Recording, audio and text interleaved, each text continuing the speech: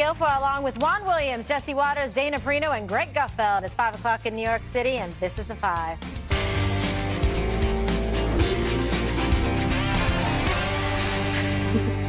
A lot of breaking developments today on the sexual misconduct scandals rocking the country. Charlie Rose has been fired by CBS and PBS, and multiple allegations of harassment by former staffers have been made. Meanwhile, the longest-serving member of the House is now under scrutiny. Michigan Congressman John Conyers admits to settling a harassment complaint against him in 2015, but denies the allegations were true. Al Franken keeping a low profile after a second woman comes forward with groping allegations. And then there was this. President Trump commenting publicly earlier about Alabama Senate candidate Roy Moore. He's not calling for him to drop out of the race. I can tell you one thing for sure. We don't need a liberal person in there, a Democrat. Jones, I've looked at his record. It's terrible in crime. He denies it. Look, he denies it. I mean, if you look at what is really going on and you look at all the things that have happened over the last 48 hours, he totally denies it. Are you going to campaign for Roy Moore? I'll be letting you know next week, but I can tell you, you don't need somebody who's soft on crime like Jones. Roy Moore denies it. That's all I can say. He denies it. Women are very special. I think it's a very special time because a lot of things are coming out, and I think that's good for our society, and I think it's very, very good for women. And I'm very happy a lot of these things are coming out, and I'm very happy it's being exposed. Should Al Franken resign now? Because I don't know. Look, I don't want to speak for Al Franken. I don't know what happened. I just heard about Conyers 2 minutes ago. As far as Franken's concerned, he's going to have to speak for himself. Okay, so the president making a public comment on this now, saying that Roy Moore, Greg, denies the allegations. So he is not, I guess, also sharing the sentiment that his daughter, Ivanka Trump, which is being used in a campaign ad now against Roy Moore by his opponent. I don't know where to start. In the beginning. Well, yeah, in the beginning, there was Charlie Rose. He's clearly the oldest. The fact that the whole thing with Charlie Rose is so strange that he would like force coworkers or young people to view him naked, like he would walk around the apartment naked. And now we as Americans have to see that in our head as well. And all I can see is one of those hairless cats on hind legs smoking a pipe. All right, I'm really glad I went to you. No, you shouldn't have gone to me because the thing is, all this stuff is happening so fast, and there's all these different types, and we're not prioritizing which is which. And this guy had 5 luxury homes. How did he worked for public broadcasting? Did our taxes pay for this guy's life? You're saying that's the real scandal? No, I think just the whole thing is just so bad. And then you got this other everything. And then you got Franken. It's like people act like this stuff with Franken is new. All you got to do is go on YouTube. Look up Howard Stern's interview with him in 1999, and you'll find other people. This was not a secret. He talked about it. All right, well, it's a good point. So, Dana, where do we go from here? And what did you think of the president's messaging on this, that he did finally make a statement, but he didn't go so far as to say he was going to campaign for Roy Moore, said he denied the allegations, he would get back to everybody next week as to whether or not he'd be campaigning for him? I think he all but said he's going to campaign for him. He's like, I'll get back to you next week. What's he going to do now? Unless he you've already drops out. crossed the threshold. I mean, at this point, you're basically saying, I'm good, no problem. Well, for me, hard pass. I also think it's a heck of an argument to be leaving when you're right on the cusp of having tax reform done before the election, before Roy Moore's even voted on. You actually have the chance to get tax reform done without him regardless, and you actually have really good messaging. And you have members of Congress all talking on the same wavelength. Everybody's working hard in your favor. And we're in the middle of this society-altering hurricane. And he didn't need to step into the middle of it today. But he did, and now there's no going back. And I hope that he will give people a pass, because every single Republican is going to be asked, do you agree with President Trump on Roy Moore? And they're going to have to make their own decisions. And if they say no, I hope he will understand that that is just going to have to be the way it is. It's not personal, but this is a decision that they made. The RNC has already walked away from him. There's no money. So now all of a sudden, and then the president is saying that, well, yeah, maybe I'll go and campaign for him. I think that this is something that he actually didn't need to do, but now that having done it, there will be consequences for it. It doesn't mean that Roy Moore won't win. It's likely that he could win in Alabama. And the thing is also, just on Doug Jones, his opponent, I don't accept that he is weak on crime. I would say that the stronger argument for a lot of people in Alabama is that he is very pro-choice. And so if you care about reproductive rights, you would probably want to go ahead and vote for Doug Jones. But if you are a pro-life person, and there are many of them in Alabama, then Roy Moore would be your choice, because if you are a single-issue voter, I think it is that. I don't think it's necessarily crime, given Doug Jones's background. So you might have picked a different tack, because the president's been saying, I definitely think Jones is bad on crime. if you want to run against Doug Jones and you want to figure out like the issue to focus on, maybe their message testing tells him it's crime, but his background doesn't back that up, given all that he's done as a former U.S. attorney, prosecuting racists in particular. But I do expect that President Trump will go a campaign for him, and we'll just have to see where it leads. See what happens. All right, Jesse, what do you make of the president's statement? Pretty stunning developments. This guy went from extremely toxic 2 weeks ago, more, to now slightly less toxic, to the point where the president of the United States is kind of keeping him at arm's length a little bit, not fully endorsing him, but not endorsing him at all. Very surprising. It looks like it's a free-for-all now, because like Dana said, the RNC's here, but he's still raising money independent of the RNC, and the prediction markets are actually predicting that Roy Moore does win. And the lesson, if you listen to what the president said, is if you deny the allegations, you get the benefit of the doubt in politics. That's a strange barometer. I think going forward, it's very different in politics versus the private sector. In the private sector, the mere accusation, goodbye. Fired. In politics, you either get sent to an ethics committee, maybe you pull an endorsement, but the guy will still be alive. Right now, it comes down to pure, raw power politics. Do we want to keep the Senate majority, the Republicans are thinking, or do we want to take the moral high ground and, maybe save face and fight for another day? And that's the calculation all these Republicans have to make by themselves. Interesting. Okay, so Juan, were you surprised by the president's, comments, and where do you come down on this? Well, Kimberly, I was surprised on several levels. Okay. One is just on a human level. If it's my daughter, 14 years old, come on, that's not politics. Let's do away with the tribal political thing here. Oh, I'm a Republican, I got to back this guy because of abortion, right? Wait a minute. You're an evangelical in Alabama is going to support a candidate who is supposedly messing around with a 14-year-old. They don't believe the women. I don't care. There was one of the women who was on TV, went on the Today Show. It's not like people are hiding or not giving their names. Savannah Guthrie. You have people saying, you know what? These are credible charges, serious charges. I believe that you have the Senate Majority Leader Mitch McConnell saying, I believe the women. That's a serious step. Jesse was talking about the political calculation and all that. But at some level, you got to stop and say, wait a minute, I'm a human being, a 14-year-old or young women, or he says, generally. Remember, he went on Sean Hannity. Generally, I didn't mess around with younger girls. What is going on when people can't see something so obvious sitting in front of them? It's alarming to me. But let me just, pick up in general.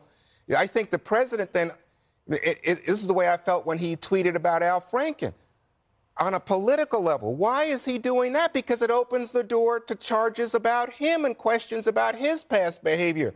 Greg said, you just have to go back and listen to Franken on Howard Stern. Go back and listen to Donald Trump on Howard Stern. And you've got 1999. I guess you have. Yeah. But you've got these cases sitting there now. And so everybody's going to go back and say, well, wait a minute, Donald Trump now is some sort of authority. He has no moral authority on this issue. Yeah, but the difference, I guess, when Franken was on Stern, they talked about the things that he did, and it's pretty interesting.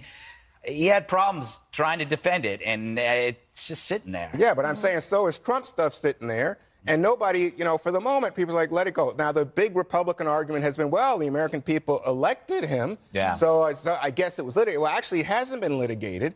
Nobody has sat down and gone through it. But now you are, because I think there's like a dozen plus women who have charges against the president. One final point. This is really about Republican infighting. Steve Bannon has stayed by Judge Moore's side. Kay Ivey, the governor, the Alabama Republican Party, stayed by his side.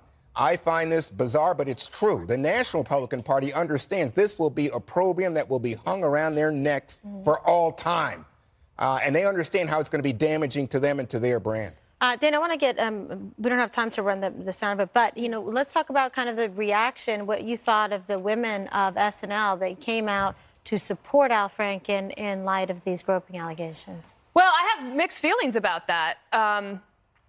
If they weren't coerced into signing their names onto something or intimidated into signing their names on something, or if, let's say that you didn't sign it and then you were intimidated that way, I'm not for that. Right. At all. I don't think that's right. And I also am concerned, like, this idea that if you deny it, then you're going to be fine. Conyers just did the same.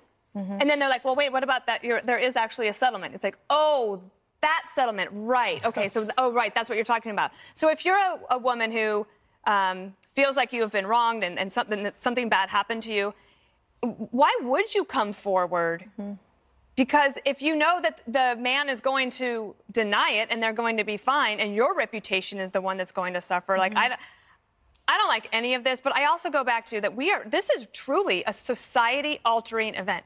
We joked this morning and we're talking about, like, getting, I kind of joked, but putting together the show for this afternoon.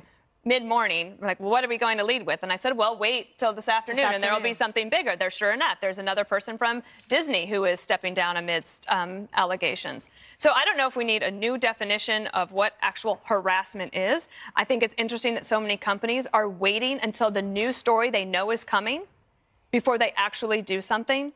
But I hope that for the women that have decided to come forward with true allegations, that they feel that they can get some restitution. And I don't mean reparations necessarily, but something that will quiet their minds so that they can move on with their lives in a healthier way and not have to have this hanging over them. Like, a lot of these people, if they are victimized, they carry it through their lives the whole time. And you see it over and over again with people who have been victimized that end up having problems later on because they didn't deal with it then. Hopefully, there's enough companies out there, including the Congress, that needs to change its laws so that you don't have to wait 180 days, so you can actually have a secret mediation and then maybe not get any restitution for another 30 days, and then another 30 days when you could do it. By that time, you might as well quit and move on, or you get fired, which is what happened to the young woman that worked for Charlie Rose. All right. I see you guys. Quick comments? Well, I mean, you know, we talk about victims, and we talk about this in a very broad way, but if we don't have a systematic assessment of accusation, then the spectrum from a bad joke at a bar or a clumsy pass to all-out assault becomes part of this whole world, which does not fairly benefit the victim of serious stuff, who is then lumped together with the victim of somebody who makes a crass joke.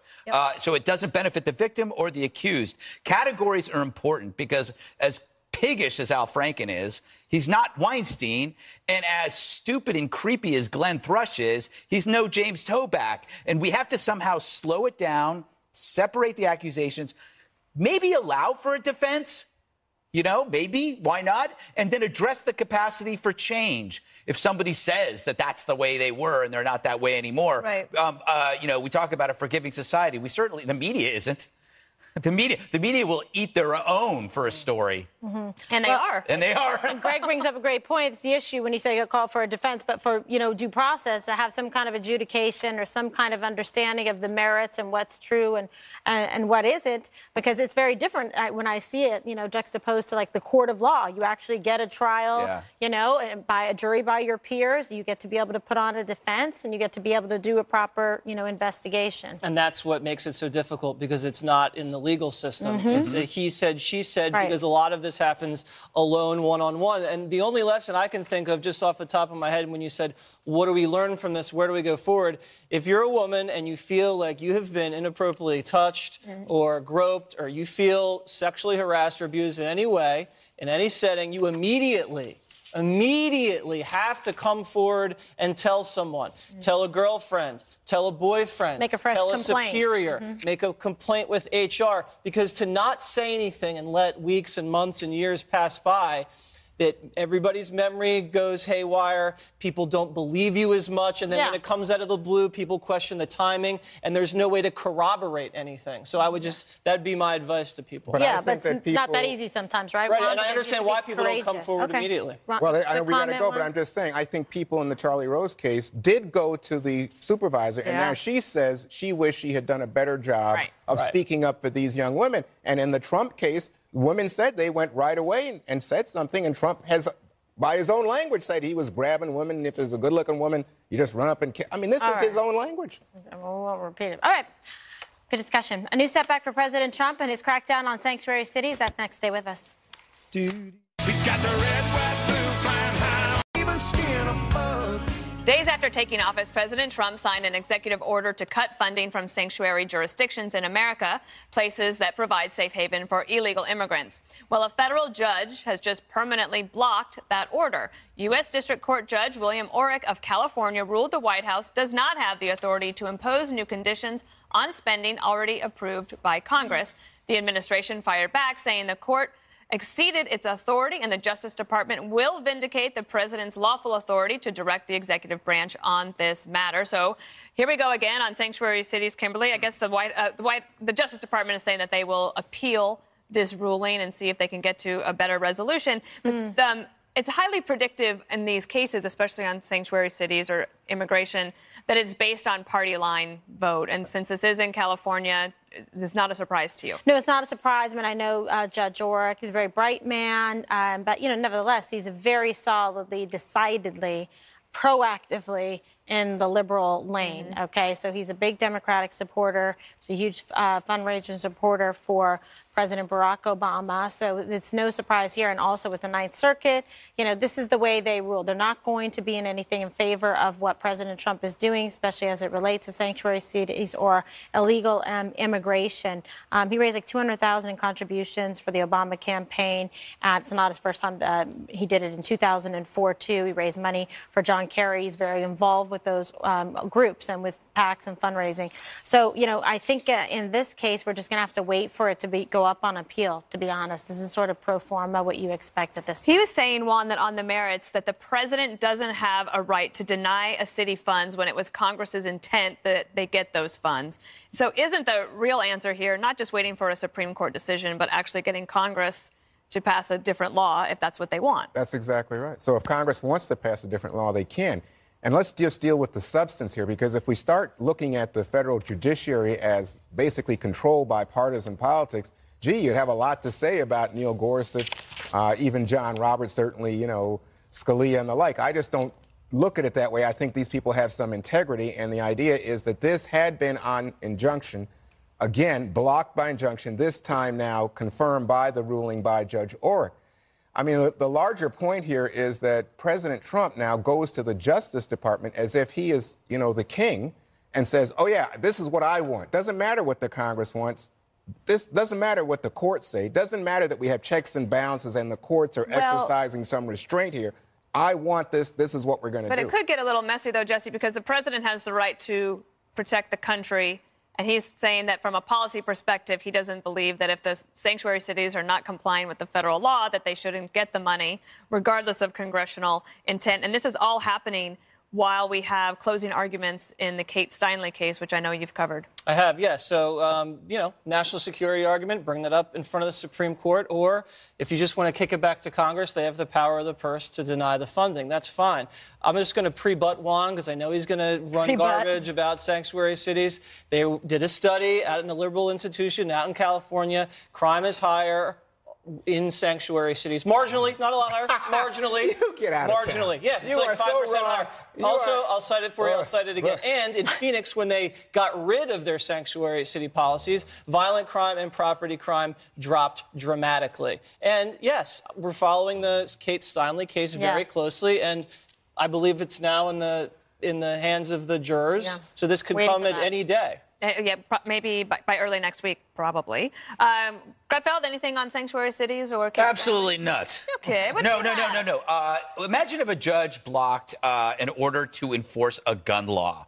Like there was a gun law, and he says, nah, we're going to allow people to violate that gun law, whether it's like using bump stocks, automatic weapons, whatever. The left, their brains would fry like, you know, sunny side up eggs. I don't know. But a sanctuary city exists on the backs of the Border Patrol. So the Border Patrols risk their lives to keep the villains out. So if they weren't there, sanctuary cities would be a hell pit. No Border Patrol, no sanctuary city. It's like if you don't have a lock on your front door, then all the other doors must be locked. So they basically, sanctuary cities and their backers, mooch off the lives and the deaths of law enforcement. Let me ask you a question. Why we do have the Supreme Court rule that you have gun rights confirmed or affirmed Second Amendment rights in this country. So what are you saying? I'm just saying, imagine a judge saying a gun control law, a law that says you can't have this.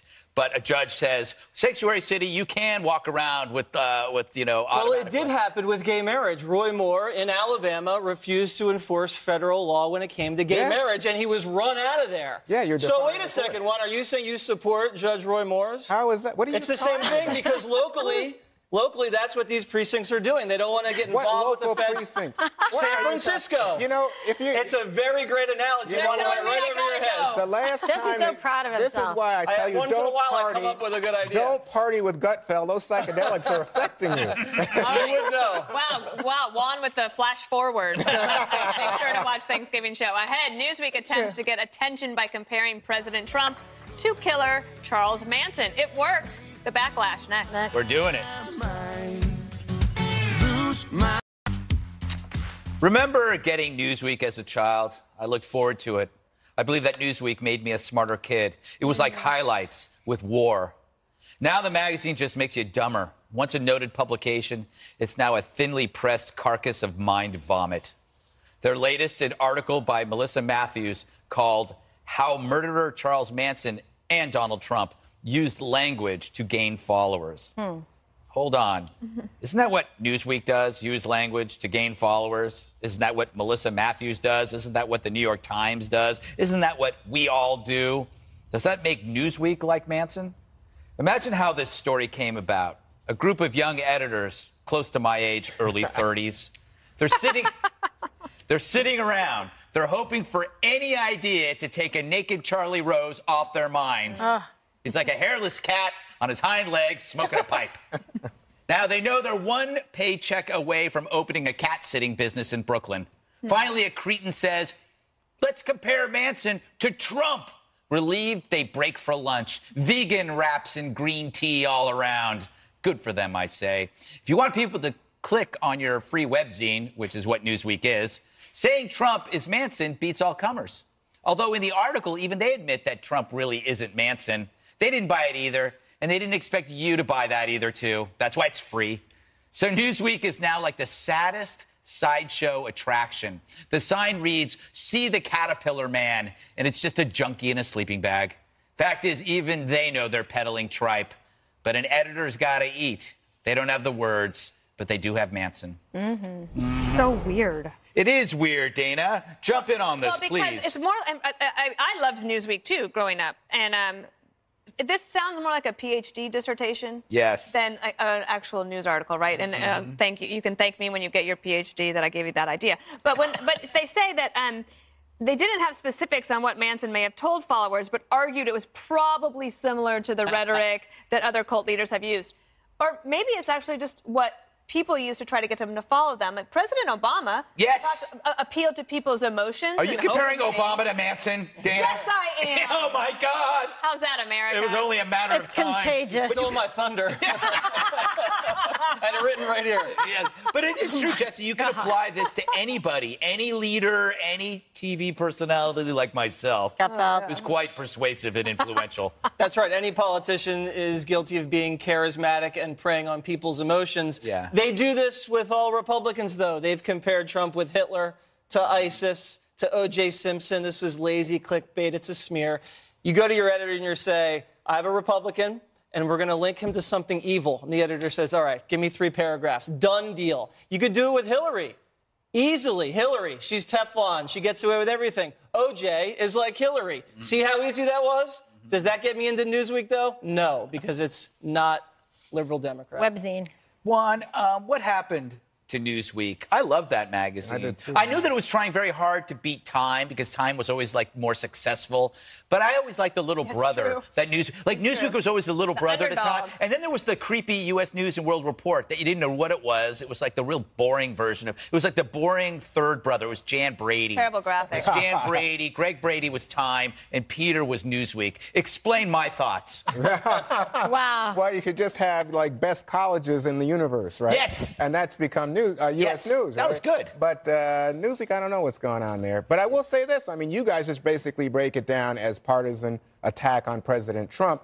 And actually, I thought it's interesting. Here they are saying charismatic language. And Trump's use of language, by the way, is interesting. He speaks in very emotive terms. He uses very True. simple words. Very true. Make America Great Again would be a prime example. Lock her Build up. a wall. Right. Very simple, But direct how's that language. different than hope and change? Then what? That's like hope and change. No. But that's not the heart and soul of an Obama speech. It's not the soul of Obama's anybody boring. else's speech. Remember how boring his speeches Well, were? no, I think Not to Obama's Juan. a fine speaker, but I don't think he's a great speaker. I think he's a fine speaker. But Trump this is the greatest specific speaker use ever. Of language, no, by not. But I must Jesse. say, remember his demographic. You know what? A lot of people who didn't graduate from college, and I think it works very well. That's You could very. say that Praise about on stupid. President No, Obama, no, couldn't no. you? I love the poorly educated. Is that That's what Trump I said. know, but that's Kimberly? very insulting. That is That's not true. insulting. Oh, okay. The guy That's all works. I voted The for. guy's That's use just of not true. language is fantastic. It has made him president of the United States. That's an Well, honor. it's made Kimberly, him a would you very say- successful American entrepreneur as well. I Right. mean, it's people who are, So he sounds speaks like in people that are way. just jealous that he's been able to connect with people and he hasn't been, trapped by worrying about being politically correct. He's found an audience out there and it resonates, and I think it's across multiple demographics. Well, so that's what that the it's just article one. said, Kimberly, is that he's charismatic, but he Right. gets people to accept an ideology regardless of whether, and here I'm quoting, destructive or dangerous. That's Okay, all well, it said. that's that article's opinion That's and what I not said. scientific That's fact. what we're and saying. the point is, the man won the election because he was able to connect with all people, not just people that actually felt that they were left behind, that no one was listening to them, that no one was speaking to them, that no one cared if they had food on the table or money in their wallet or they could put gas in their car or they were coal mine workers that were getting put out of work. So they said, well, this guy's listening to me, so I'm going to pay attention to him. Who and give won him the a chance. popular vote? Who's president of the United States? Here we go again. That's like saying the So did Al football team got the most yards. So did Al Now, Gore. look at this. Years later, with regret, an admission. Al Gore So should be you president. Obviously, and he won Hillary the can popular I'm co-author a book. I'm comparing you to Yeah. ISIS. ISIS. If you could compare. Juan Williams and Hillary Yeah, you don't Clinton, wanna they take can us there. co-author a book. We still don't know what happened. That's We right. still don't get it. All right. Ahead. An incomprehensible interview with the most ungrateful father in America. Well, when you have COPD, Sense why you won't Did you thank him. thank the doctor? Did you thank the doctor for bringing you into this world? Well, you better go back and find him because you lucky. Tell Donald Trump to have a great Thanksgiving because Big Baller is. I mean, there are no words. Wow, this guy's kind of a joke, Gutfeld. I just like watching. Watching Cuomo's reaction. No, I mean, when we used to watch Trump during the debates, we were laughing throughout the whole thing because he was having fun. This guy and Trump, they're brothers from another mother. This guy is having a good time. Literally. He's done two great things. He made CNN fun for once, and he made Chris Cuomo interesting. I mean, how can you not love him? Of course, and that line about do you thank the doctor? That's priceless. That was pretty much. And by the way, this is comedy of a country in good times. The fact that you can like everybody keeps talking about this coming apocalypse under Trump. We wouldn't have time for this. This is actually a nice thing. I think it's fun. You put those two guys together, it would be pretty hilarious. Yeah, that guy was on the WWE, so was Donald Trump. They have a lot in common, Dana. I'm going to be on the WWE Let's in spit a on couple myself. weeks. Yeah, stay tuned for that. Oh, boy. But just imagine for a moment. I'm joking. I'm not really. Thank but you. imagine Made me the nervous. coverage for just a moment, if you will. If President Trump had not intervened for these three athletes, okay? You see a lot of people on Twitter complaining that the president attacks black athletes on Twitter, but he doesn't go after any white athletes. And why is that? But just imagine if he had not intervened and asked President Xi to let these three go, the coverage, the stories, it would be a very different story on CNN. Quite the double standard. here. I mean, it would Wouldn't just that be have been different. one? Yeah, I don't understand why this guy gets so much attention. I mean, so to me, the question was, why did CNN put this guy on the air and give him so much time? Probably gave him a great rating. That's what people said all last year. Why do you About keep Donald Trump? Yes. CNN. Okay. Well, you know what? Point well taken. I have to cede that point. But I think this guy is such a self-promoter, right? Yeah. With his $400 sneakers and I mean, it's so ridiculous.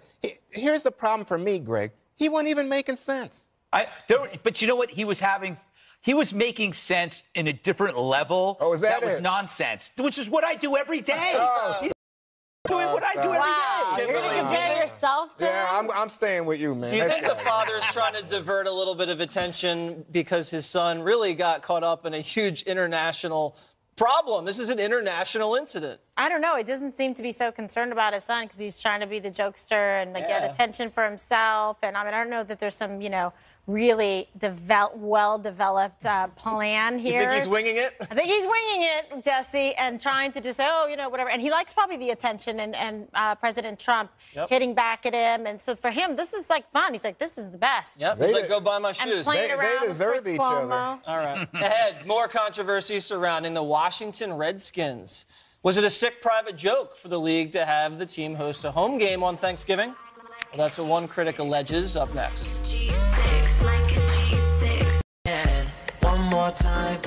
On Thursday, my favorite football team in the NFL will host its first ever Thanksgiving game in the nation's capital.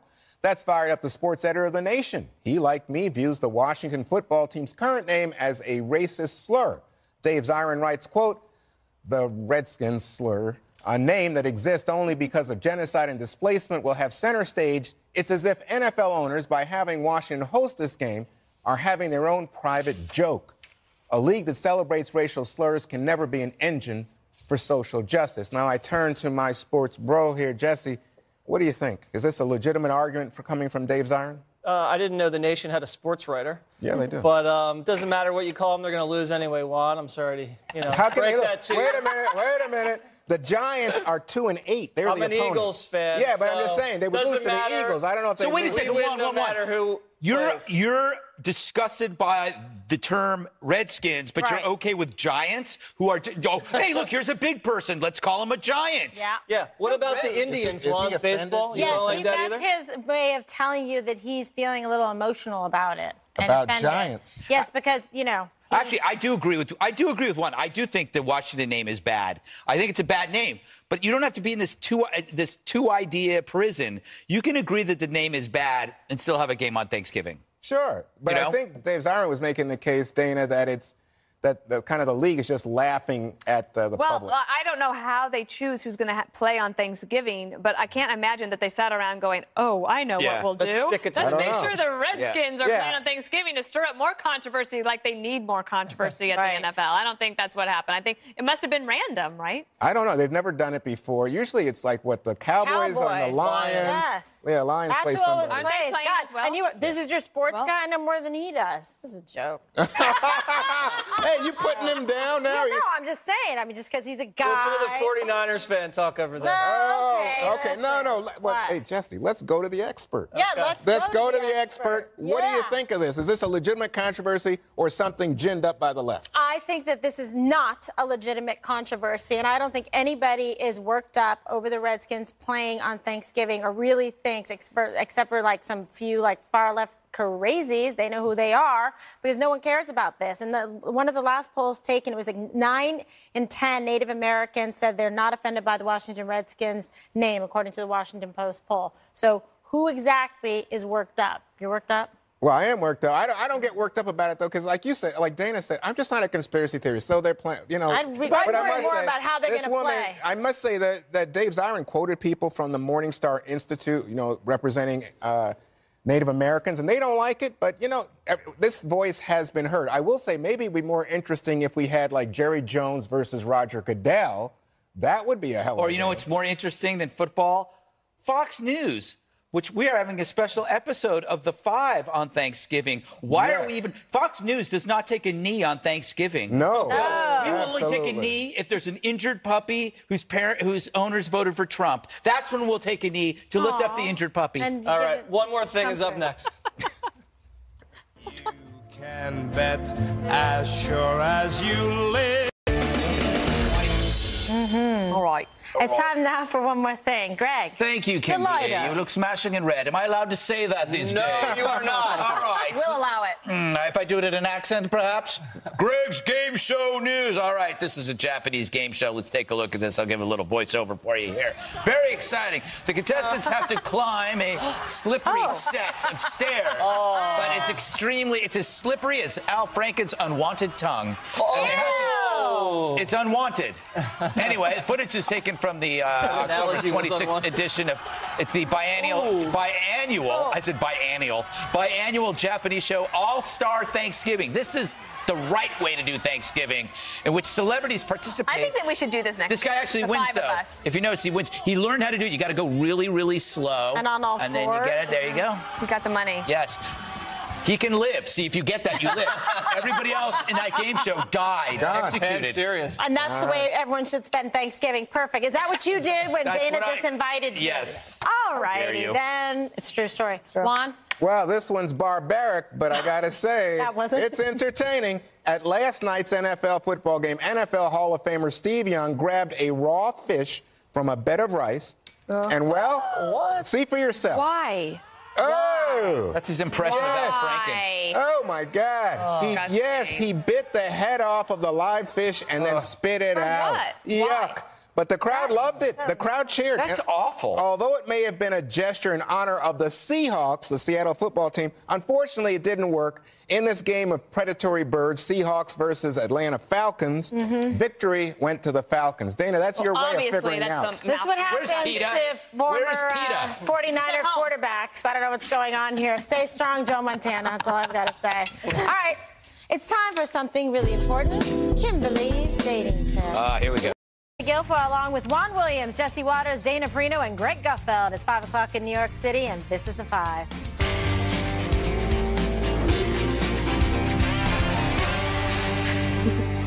A lot of breaking developments today on the sexual misconduct scandals rocking the country. Charlie Rose has been fired by CBS and PBS, and multiple allegations of harassment by former staffers have been made. Meanwhile, the longest-serving member of the House is now under scrutiny. Michigan Congressman John Conyers admits to settling a harassment complaint against him in 2015, but denies the allegations were true. Al Franken keeping a low profile after a second woman comes forward with groping allegations. And then there was this. President Trump commenting publicly earlier about Alabama Senate candidate Roy Moore. He's not calling for him to drop out of the race. I can tell you one thing for sure. We don't need a liberal person in there, a Democrat.